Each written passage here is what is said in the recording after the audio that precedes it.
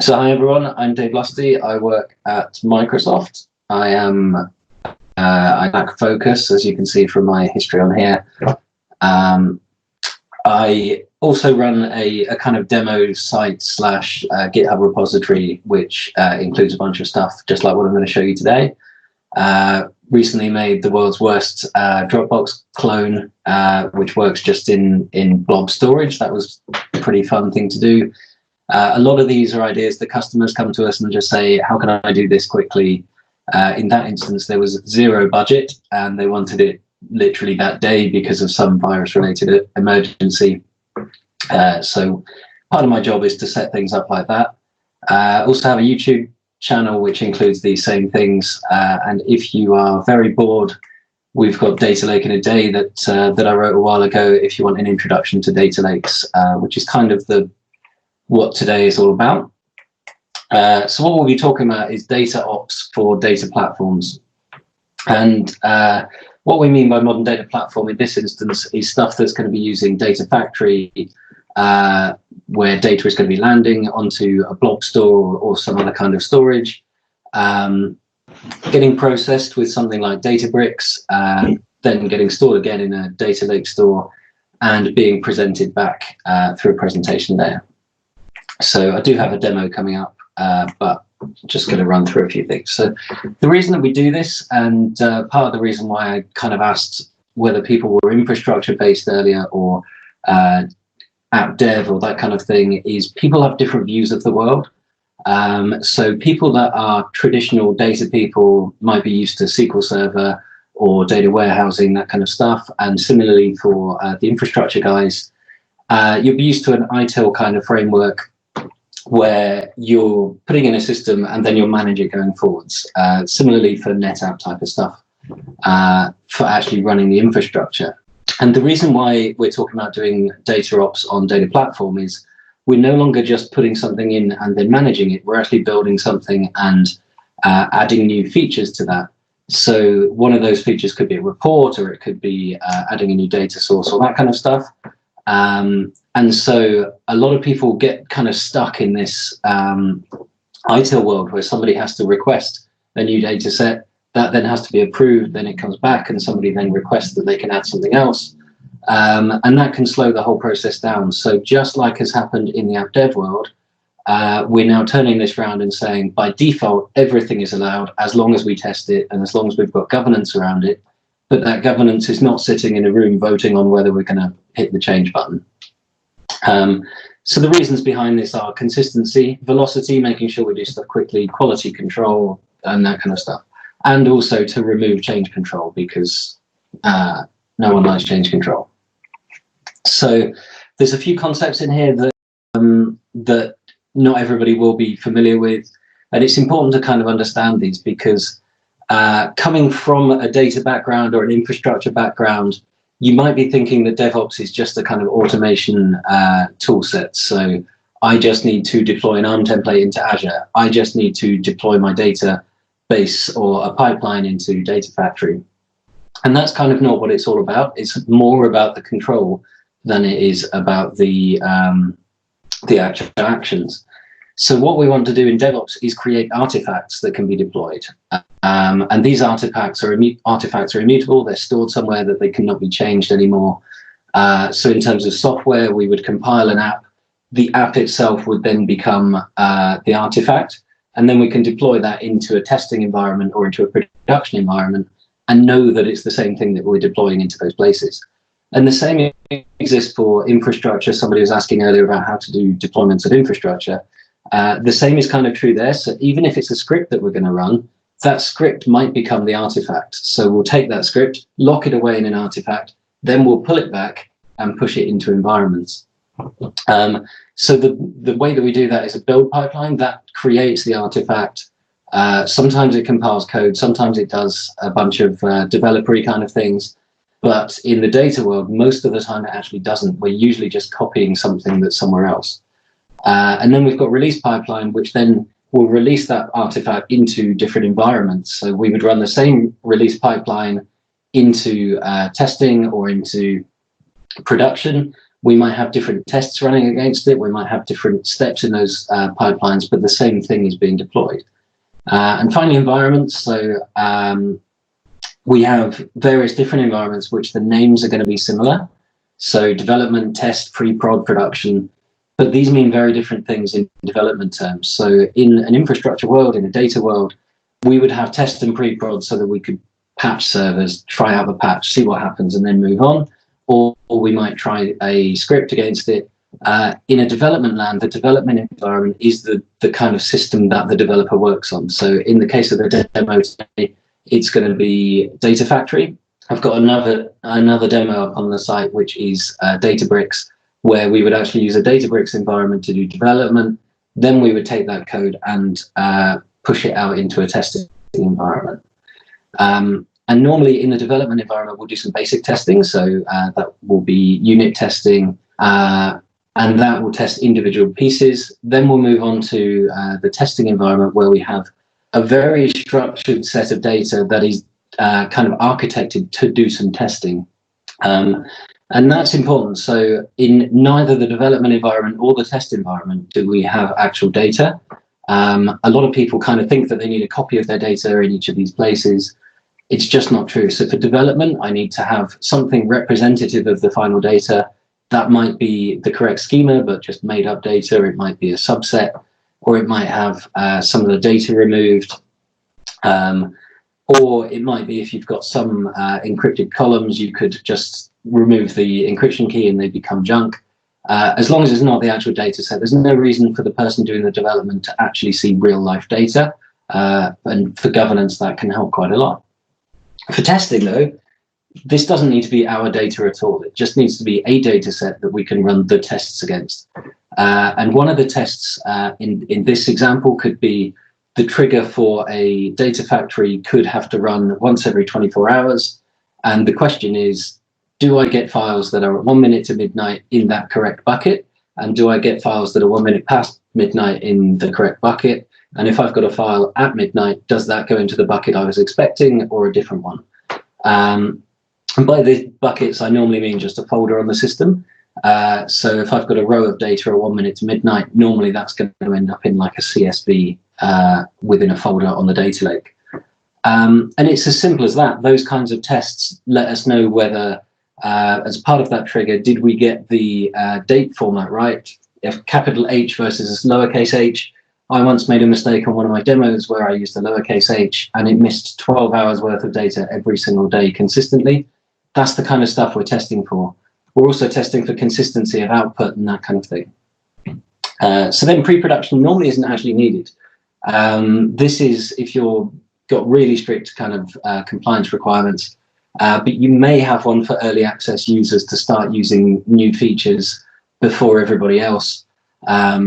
Quite often in data land, pre-production could be used for report writing. So people that are writing reports get access to the data model before everybody else. But generally speaking, that's not necessary. And then in production is obviously everybody else.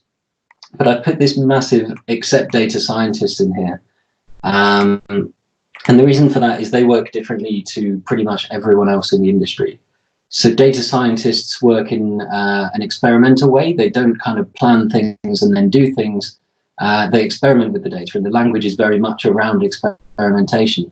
And for that reason, it's generally better to segregate them off for performance reasons, noisy neighbor kind of reasons, and just to kind of control them a little bit and make sure that they're not over accessing data. So normally we would copy data to a separate data lake for those people, or at least a different container, just so that they've got an area to play in without all of the governance and complexity of elsewhere. And in an ideal world, they would get one of those each, so that if something bad happens in that environment, we know it's that person that kind of did it, for traceability reasons. So I mentioned unit tests earlier. This is, if we were writing something like a Python library, a unit test would test that function. So if I've got a function that takes in two parameters, A and B, and then adds them and outputs C, I would have a unit test, and I should, in theory, write this before I start. Nobody ever does, but I would have some input data and expected results. So I would have 1 and 1 equals 2, or 1 and 2 equals 3, and I know that that should be correct. And I would also feed it 1 and 5 equals 3, and it should then come back and say, no, that didn't work. That's not the expected result, or that kind of a thing. And we would make sure that we're taking all these things into account. So what happens if I do 1 plus a equals something? That would obviously result in an error, and we'd expect the error to be handled properly. And then in integration testing, the reason why this is in the testing environment is we're taking potentially Python libraries plus data factory pipelines, those sorts of things, putting them together, the work of multiple different developers, and testing them together. So if this pipeline calls this library in Databricks and does this thing, do we get the output that we wanted? And this is why we're using specific test known data. So if I'm aggregating a column and adding up all of the sales for January, I need to have a list of sales in January that I know what the answer is so that I can do that test. So using actual production data just wouldn't work in that scenario. So a little bit about branching. This kind of is often, again, missed by people who are coming from an infrastructure or a data background, where you would normally do something and then move on to the next thing. And it's very much a sort of personal, the team is working on this right now. Whereas this is designed around working on multiple things at once. So you would generally work in sprints, and here we've got Data Factory Collaboration Branch. That's where all of the stuff that we're working on in Data Factory is going to end up as our Data Factory thing, and that thing becomes the artifact, and the artifact is what we deploy. Hopefully this will make more sense once we go on to the demo. But here we might take a feature branch from that, and I can work on that feature branch. We might have a second feature branch that starts before I've submitted mine, and that person is working on something different. And Azure DevOps allows us to actually track what is being worked on in each feature branch. Then when I finish my feature branch, I can then commit that back in. And when somebody else finishes feature branch 2, they can commit that back in. It doesn't necessarily have to be in order if we're working on completely different things. And when we do that commit, that's what would then kick off the process to do a build. That build will take that code, pull it out into an artifact, and then we start deploying and testing. And this came up with a customer this week where they were trying to deploy something into testing, then deploy a different thing to testing, but not the first thing. So the idea with DevOps is deploy one thing into your environments at a time and wait until that's finished before deploying the next thing. So you can only have one artifact in a deployment environment at once. Otherwise, it gets very complicated very quickly. So their issue was that they were accidentally deploying something that hadn't been fully tested into production. And so the demo, what we're going to show is the Data Factory interface. I'm going to show you creating a feature branch, how to then work on that, do a pull request, and work our way through the deployment. The link is there in the on the slide, and also a link to the YouTube demo of this in case you kind of want to play it back. The demo is obviously going to be better when I've fully edited it, but hopefully things will go smoothly today. So.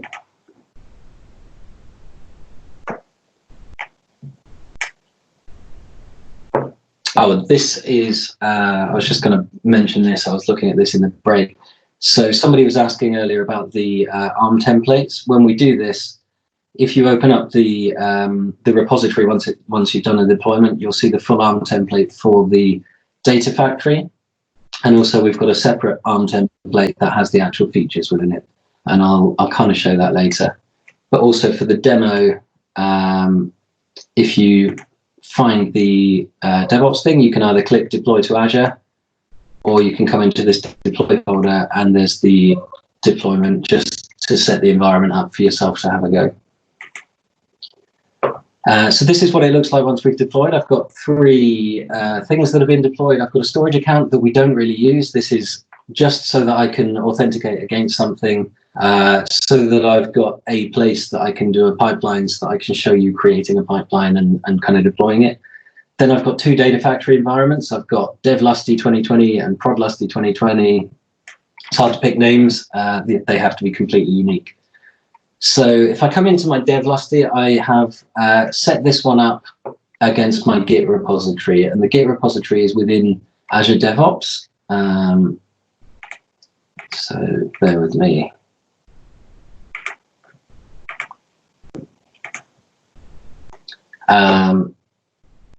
So over in my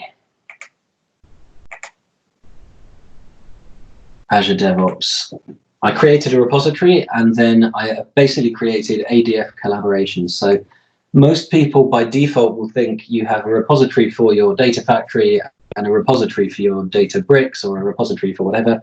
Generally, you should be having these things in the same repository.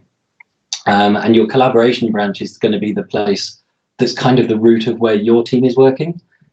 So here we've got ADF collaboration, and when we configure that in the data factory environment, if I can find the button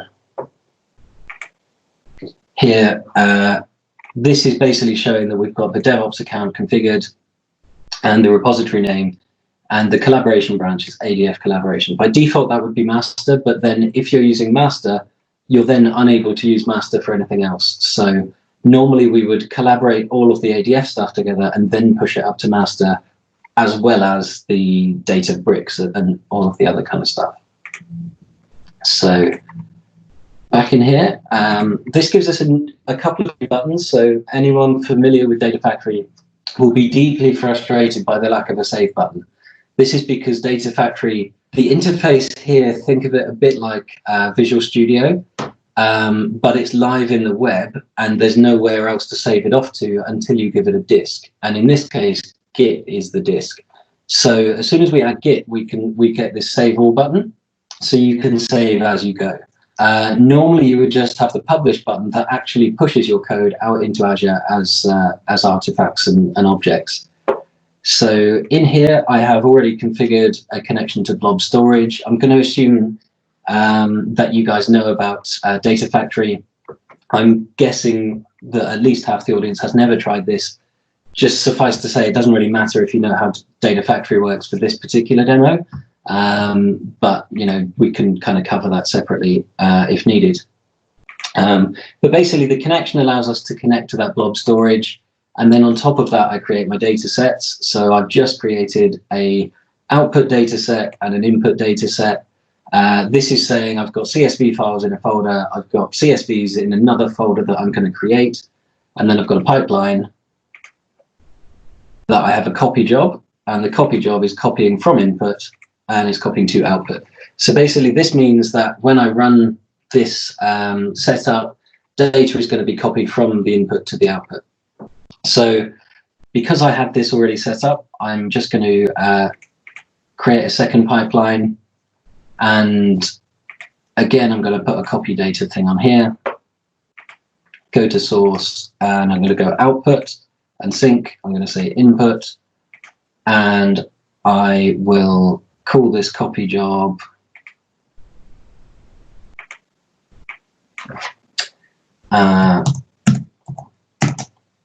org for the demo, and then I'm going to save all. So now that that's saved, I'm going to come back in here and show you the various branches. So master does not have any code in. As expected, I've not pulled anything back up there yet. And then my ADF collaboration branch, what we can see in here are the various resources that are in Data Factory. But this is, because it's the collaboration branch, I haven't committed that stuff yet. So pipeline 1 is what was there originally. I deployed a couple of days ago for another demo. That's my connection to Azure Storage. This isn't a secure way of doing it, so please ignore what I've done there. And then I've got my input and output, and these are just JSON files that describe what's happening. If I then come back to my branches and go to my add new source, which is the collaboration branch, we can now see my pipeline 2. And at the top here is morg copy that I've just created. And these are just referring to those sync and source things. So it is saved, but it's not been committed yet. So this I'm free to work on as long as I need to.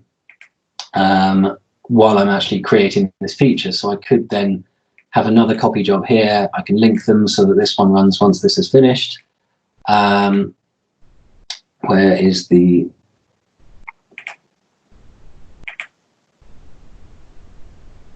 So I won't do that because it won't validate.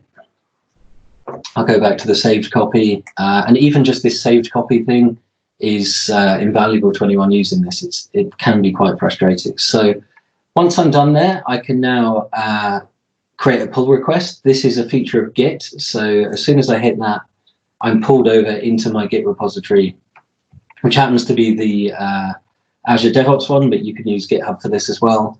Right now it's tied to those two services. So I'm going to give it a title, and I'm going to leave everything else blank and just hit create. So what this is doing is effectively, me as the developer, I've just created something that I think is amazing. I am requesting that that's added to the collaboration branch, which someone else can then approve. Normally we would have these whole things set up just like you do in ITIL World to be able to do proper approvals. But in this case, I can hit approve, and as soon as I hit complete, this is going to merge my branch back into that main branch and kind of overwrite the code that's in there. So if I now come into my branches, we can see the one that I was working on is gone, and the ADF collaboration branch now has my pipeline with the morgue copy job in it. So this has now gone into the collaboration, but nothing further has happened. We've not tested it. We've not deployed it in any way. So back in here, I can now go to, so I'm just going to save that as that. Because my current working branch is gone, I need another one. And it can then go off and either save to one that already exists like I've just done, or I can choose to create another one. And in this instance, I just chose to use an existing one, but I can create a new branch here. So if one of my colleagues is working on ADF feature 02 branch, I can just say new branch, call it DA Lusty, click save, and I've now got my branch here that I can work on. And I can flick between the two. So if I do new pipeline, just have pipeline 3, click save all, that saves into my DA Lusty branch. I can go back to the ADF feature 02 branch, and all of that is disappeared. You can also see that pipeline 2 doesn't exist because ADF feature 2 was created before the second pipeline was created. But when we commit this, it just writes changes. It won't go and delete that extra branch that's in there. So we've got no worries about overwriting somebody else's work, unless I work on the same thing as them. And if I work on the same thing as them, yes, there are going to be problems. We get this question all the time. That's just a working practice thing where you have to speak to your colleagues occasionally. So back in my collaboration branch, we can now see pipeline 2. And it's exactly what we're expecting to see in here. So now I can click publish. Live demos, I love them. So, set output locations. Oh no, this is fine. So I am going to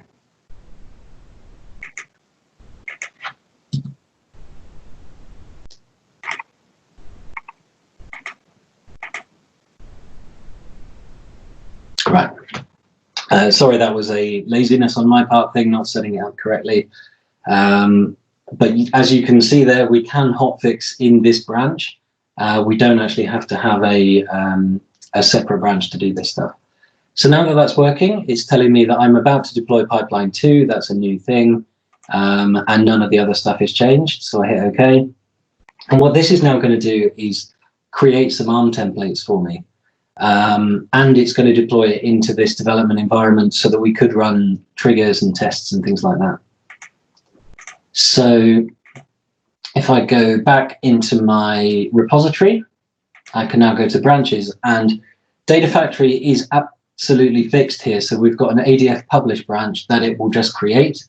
And it uses a folder structure in here to determine which ADF it's talking about. So DevLusty 2020 is the Data Factory instance that we're talking about. So as I mentioned earlier, we've got a ARM template, which is the actual data factory. And down here is what we're interested in. This is the actual other data that's in there. So the new stuff won't have shown up yet.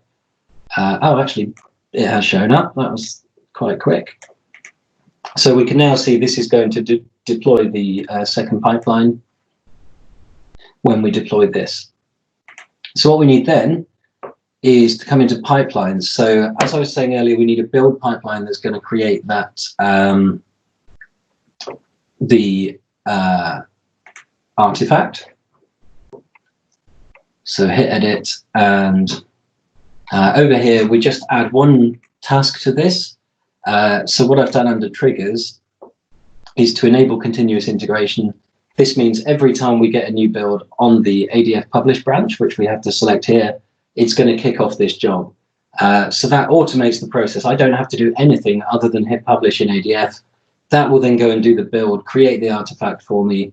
If I wanted to, under tasks here, I can add other tasks. So I can add pretty much anything I want to do, including unit testing. So once this is deployed, I can then trigger the thing in the environment. I can run a test against that environment and see if things are actually running the way that I want them to.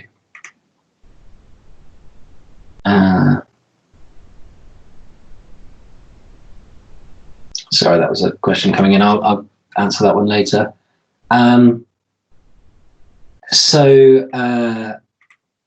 Literally, this publish artifact just goes into the Git repository and takes the whole folder. So indiscriminately, I'm not worried about storage these days. Capacity is cheap. This is quite a small thing, so I'm just going to take the whole thing. If you wanted to, you could be really selective and just take these few files. But generally it's easier to take everything. This automatically then runs and creates an artifact. So if I go back up to pipelines, so we can see this is all the various times this has run. I can click into those. We can see that the agent job ran, and when these are running, you can actually see them physically running with all of the scripts running past and what's happening. And this will have also created an artifact. I can click on that artifact and expand it out. And we can see that's exactly the same code that was in there. So the next thing we need to do is, based on the fact that that build has happened, we're then going to create a release. And we, for that, create a release pipeline. So I'm going to edit this one. As you can see, that's already run a few times. So in here, I again have the continuous deployment trigger. This means every time I've got a new artifact coming from a build, we're going to start this pipeline. And we can have multiple stages on here with the testing environment and with the production environment. And we can push the same code out. So then I hit this button and I can actually browse for the job that this is coming from. So in this case, I just want the latest build from this source pipeline, and that just pulls that code in for me so that I can use that as a thing without really thinking too much about it. So this effectively arrives as a zip file. Automatically, this will then have a unzip the zip file into my release environment so that all of those files I can use. And then the question that somebody asked earlier, how do we use Azure DevOps to deploy to Azure? We use the create or update resource group task. Literally click here, do a search for resource and add that job. And we then get this box here, which is the same as the other one. So if I wanted to, I can then drop this down, choose my subscription and choose a resource group. Choose my location. I always use East US, by the way, because it's always got capacity and it always gets all of the services, so it's just easier and latency doesn't affect demoing. So I can then just browse. So if I wanted to actually deploy that data factory, I can choose devlusty2020.json. And for the template parameters file would be the other file in that same thing. Click OK. And then I've never looked at this one, but I'm guessing if I hit this button, factory name, I could then do dev morg 2020, and I'm going to do an incremental deploy so that it doesn't overwrite the entire resource group, and I think that should be fine. So I'm going to drag that up here, and down here is the one that I'm just deploying that other template that was in there with the actual artifacts in. So down here somewhere, I'm going to just put dev morg 2020 as the factory that we're deploying to, and I'm going to hit save, okay, and create release. Click create, and that now creates a new release. So this may not work because I've only just added in that extra bit that I've never tested, just to show you. But this is now queued, so we're using the PaaS version of the deployment agent. That means we don't need any infrastructure. It just waits for one in a pool that Microsoft have got. As soon as one becomes available, which is normally a few seconds, the job will then start to run. So while we're waiting for that, I'll just pop over here. DevOps or GitHub? So GitHub for repo, I really like it, and DevOps for everything else. It's just way more fully featured. All of the governance controls and that kind of stuff are leagues ahead of all of our competition, even on that. So I have in the past used Jira, Jenkins, all of those tools, and I'm not even in that team, but I do genuinely think that's better. GitHub is more accessible though, so I tend to use GitHub for my demo stuff because it's just easy to get it out to the public. The repos in Azure DevOps are Git, they're fully compatible. I've actually even used the GitHub client to connect to them. The difference is that the Azure DevOps ones are free and they're fully integrated into Azure DevOps. So if you're doing an enterprise scale thing, I would use that Azure DevOps for that. Having environment aware factories. So having different variables for different ones. I linked to a different demo earlier for Databricks. And in that demo, I show you how to get your variables from Key Vault. And you use, in the library here, it's just a function called variable group. So if I click add variable group, you can then just tick link secrets from Azure Key Vault. And then you fill in your subscription, you find the Key Vault, and it pulls all of those secrets in for you. And then you can just refer to them by name within Azure DevOps. And you have a different variable group per environment. And it's that simple. You can then just call those environments variables and use them exactly as I just typed in those names in the deployment. Really straightforward. So I'm not sure why this is not deploying.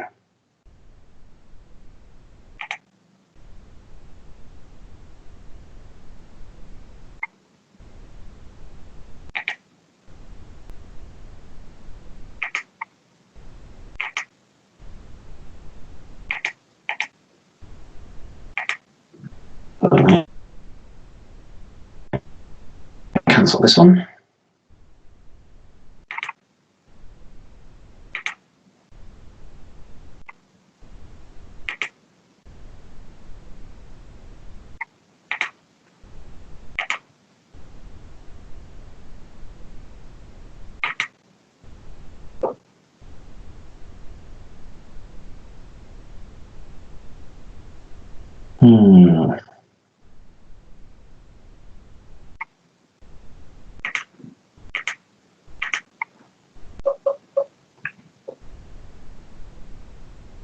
Oh, that surprises me. You're new to both. I assumed you were using GitHub for all this kind of stuff as well.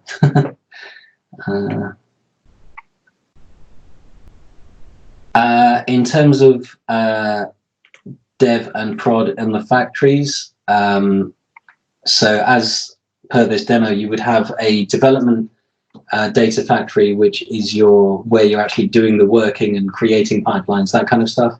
Your production data factory will be a different data factory, and that's where you actually deploy this stuff to run against the data.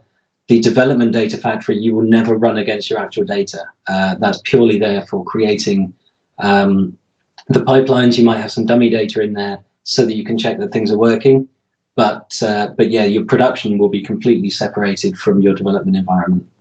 But you will only have one actual data lake with data in.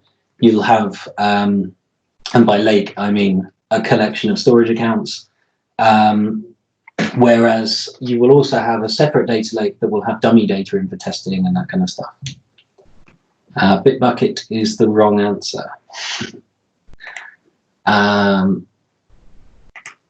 Right, I'm not sure if this is actually going to deploy. I can only assume that this is a resource control. So it looks like it was just stuck. So I'm going to show you this one running. So if I hit the in progress, this is what I was saying earlier about the bad network quality.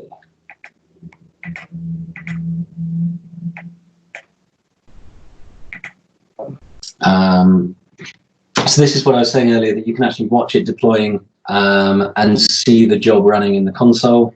That one's just finished. So if I now come back up here, we should then see the next one start to deploy.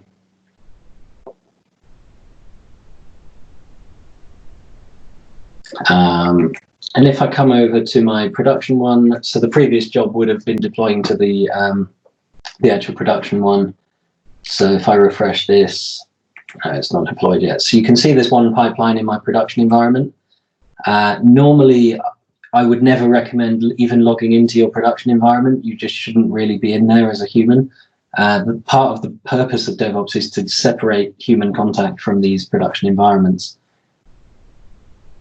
Refresh this.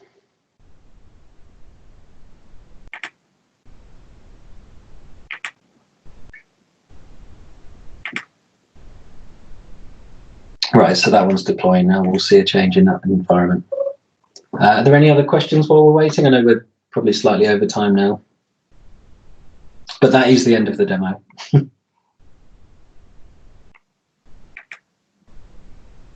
Yes, agree, Nick. It's all of that other stuff is just way more advanced in the Azure DevOps side. I think I said at the beginning, I'm not an Azure DevOps expert, I'm actually a data guy. And the reason why I've started doing these demos is my customers have started asking about how to do DevOps for data. So because I had a bit of experience of doing DevOps stuff, I was the one that ended up writing the demos, because the DevOps guys don't understand data, the data guys don't understand DevOps. Yeah, so Dave, I've request multiple times. Oh, really? Yeah, for how do you, because, sorry, I'm getting an echo, but if I just ignore that for a sec. Yeah, because I know something about DevOps, I keep getting asked questions about how you do pretty much what you've shown here in terms of, you know, doing your data factory and Databricks and all of that things through pipelines. And because I'm not really familiar with Data Factory, especially, then I find it pretty hard to explain what they should be doing. So I think it, you know, the problem is that you need to really understand the product before you can even try to do the DevOps side of it. Yeah. One of the huge challenges we've seen, though, is, as I've alluded to a few times here, the data guys don't understand why they're doing DevOps and what the governance around it is. So that's actually the first issue, is getting a DevOps person to explain what's a release, what's an artifact, why are we doing these things, why aren't we just scripting the deployment? And I've actually found that the how do you do the data bit is almost irrelevant for the first month or so. So this one has failed. Template validation failed. So this, boys and girls, is the reason why I do not recommend you allow the Azure portal to create your templates for you, because they're not generally very good. There's no way I'm going to fix that. That has failed on deploying the new data factory that I was going to deploy the code into. But you can see here that it has deployed the code into the old environment that already existed. So we've got this, and you can see at the top here, it's prod Lusty 2020. And some of the other fun features is being able to see the failures and all of that kind of stuff. And that is the end of the demo. So on to any questions that anyone might have. If you go to my link that was in that thing, then that demo I've just run through is at the top here with a matching video on YouTube. This DevOps with Databricks one though, I will just show you the Key Vault bit at the top. So it's literally 2 images to show you how to get that data in, and then we're going to use that key further down with the Databricks environment. So that will take you through how to use those variable groups. 5 different environments that you're deploying to, would you then have 5 factories? So that depends. It depends why you've got 5 environments. So one of my customers has 3 business groups plus the group business unit. They will end up with at least 4 separate kind of factory environments. There's various reasons why you'd have 5 factory environments, but I wouldn't necessarily have a separate factory for pre-production and production and that sort of thing. I might use variables for that. But from a DevOps perspective, yes, it's easier just to have 5 factories. There's no cost in it. And these things are, I think one of my customers is spending a couple of £100 a month. So it's not an expensive thing.